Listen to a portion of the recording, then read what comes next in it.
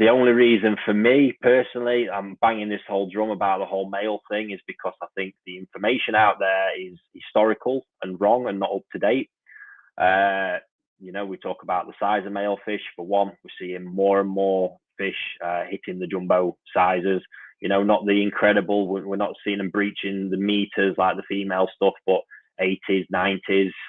They're getting there, and the numbers of them at the All Japan show every year is becoming more and more, and the quality's there. So this is happening. This has been happening for a long time. It's not just coming to fruition now.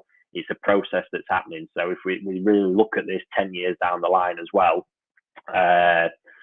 it's just going to get better and better. Yes, probably the females will always be marginally in front, but if you actually look at it as well, all of the infrastructure is set up around getting the most out of the female fish because they're currently the most valuable.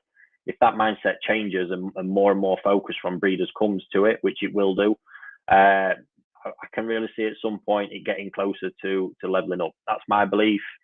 But yeah, coming back to the question, it's absolutely nothing to do with this. As it stands at the minute, still, bar the few, real exceptional fish out there, but that applies to female as well. We're talking price bands that are out of reach to most people. When it comes down to it, I do firmly believe because of the price difference in male to female, a lot of price ranges, it's still the better option for a lot of people.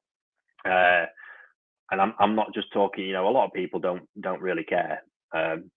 They buy what they like, and that's absolutely great. I'm all for that. But if you are seriously getting into koi, and I think probably the price range I'm looking at more than anything is sort of like maybe £500 up to say £1,500, and even as far as a couple of grand. What you're going to be getting there, especially if you go into bigger breeders, if you want to buy a bigger brand as well from the higher quality bloodlines, your money doesn't stretch very far when you're talking female of quality.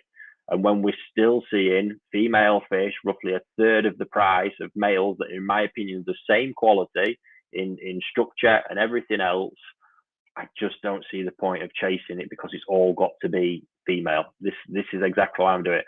My whole mission with this is just to help people and want people to build better collections of fish, enjoy the hobby more, because when it becomes almost impossible to buy because you've got this checklist of stuff that could be fulfilled if you just went from male to female, you're going to get more in pattern and skin than you are with female potentially. Certainly in pattern, that's probably the area where it's going to come the most because that is the real bit that sticks the most amount of value on.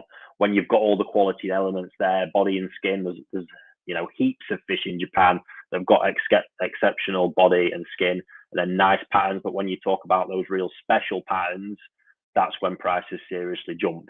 And you will tend to find in that price range I'm talking about, you'll find more of those males with those exceptional patterns for that kind of price than you will the females with, in my opinion, very, very few drawbacks to it all, to be honest with you, especially when they get in the size, they get in the body volume if you pick them correctly and get the right bone structures.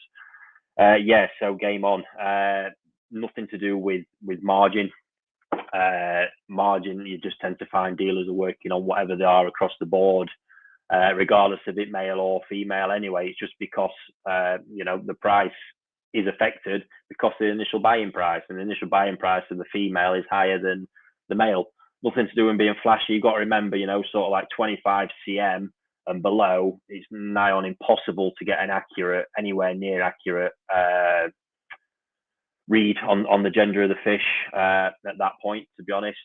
And then it's only going above that where it's not guaranteed. There's some breeders who are very skilled at it can just start getting a better idea for what's going on. So and you can still see, if you get to farms, I keep mentioning them, Nogami Kohaku, for example, the Benny on them and the patterns are all pretty nice and popping when they're 20, 25, 30 cm. So it's nothing to do with it. Those fish will be priced based on the quality that people are getting from them and nothing else. Gender's not even playing its part. So that's not what's happening in the market whatsoever. And generalizing from my perspective, there's absolutely no push on it. It's just wanting and educating people that these mental barriers that are being in place need to be relooked at.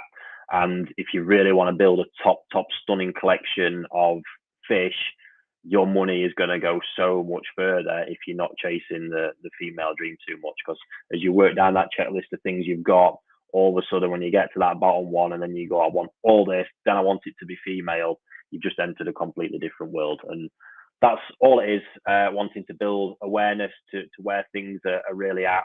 And like I say, I think I posted a picture on that same thing. Dainichi Toyota won the male division this year with a 90 boo male shower. Absolute powerhouse, huge body. This is seriously jumbo size already. And that was seeming to be one of the main points of the conversation, was that people looking to grow jumbo don't want male because it's a lot harder to do. Yes, it is, especially when they're in an environment where the males are competing against the females, which at certain points, maybe 3 years and above, the females are going to probably have a lot more dominance at feeding time, which you've got to be mindful of. So, yeah, magic. That's my point on it. There'll be a conversation that keeps rumbling on, just so we can keep raising that awareness. And like I say, the only motivation for me is helping people really maximize what they get out of the hobby. That's the point of all this I've been doing. So there we have it. I hope that answers Craig's question. Fantastic. I'm going to wrap it up for now. I've still got quite a bit of prep work to get done for all our shipments in the morning, and go and fill some of the feeders up. So enjoy the rest of your evening, and I'll catch up with you all again next week.